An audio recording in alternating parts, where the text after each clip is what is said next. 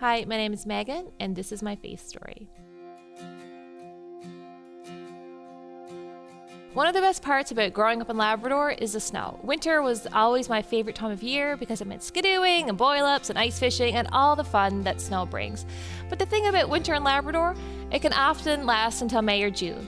And I remember one such spring day in Labrador. It was early May and we had a huge snowstorm. It knocked down power lines and we had just got pummeled with snow. But you know, after a snowstorm often comes the most fun part. The sun comes back out and the real fun begins.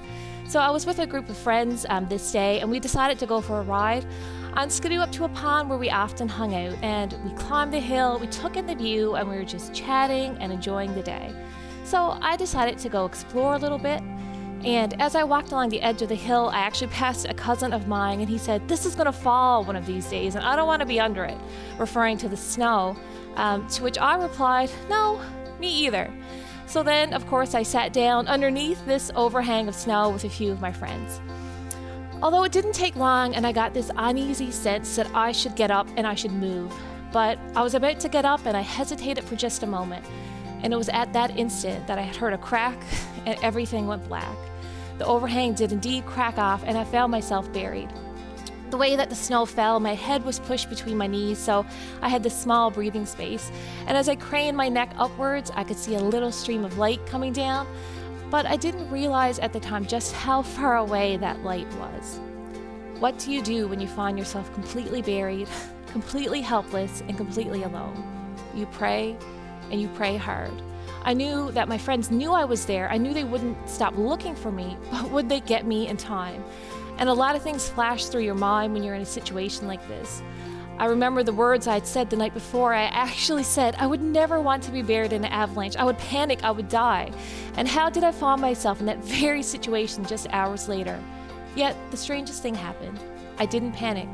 I prayed, I called it to my friends, and I prayed some more. There was one moment where I began to sense some panic welling up as I felt myself being pushed further into the snow, but then that feeling passed again and I just had this overwhelming sense of calm. Of course, time passed and I didn't know how much, and eventually I looked to my right and my elbow was free and I began pointing, saying, "My head is up here." And within seconds I was free. I sat up, I looked around, everything looked so bright. I seen so many faces. Friends of mine, men from the community were there, so many people, and I'll never forget the looks on their faces. And I'll certainly never forget the looks of my parents' face. I came to find out later that I was buried under about 12 feet of snow for about 40 minutes.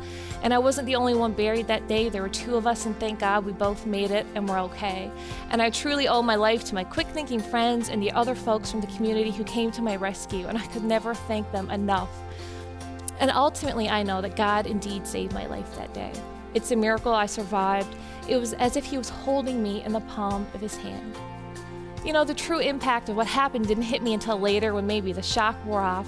And I did spend time wrestling through my feelings of gratitude while also trying to process the severity of what happened. And to be honest, it made me question a lot of things. But through it all, I felt the Lord impress on my heart that He had a plan for my life, that He had a future and a purpose for me. When I think back to that day, I always think of the words of Psalm 121, and they hold a very particular and special meaning. I look up to the mountains. Where does my help come from? My help comes from the Lord who made heaven and earth.